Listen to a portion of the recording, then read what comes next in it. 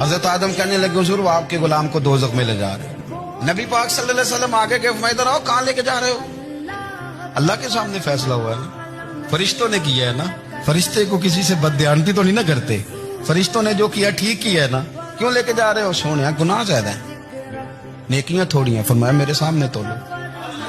کسی فرشتے نے نہیں کہا کہ سونے معاذ اللہ ہم کو بے ایمان ہے، بھائی میرا مطلب ہے صحیح تولا ہے، فیصلہ ہے، فرمایا دوبارہ تولو۔ گویا رب بھی فرماتا ہے جیسے میرا محبوب کہتا ہے ویسے ہی کر، اور کوئی نہیں دوبارہ تول لو، کوئی حرج نہیں، تولو نہ دوبارہ۔ فرشتے دوبارہ آئیں گے، انہوں نے دوبارہ تولا، ایک پلڑے میں نیکیاں ایک پلڑے میں گناہ۔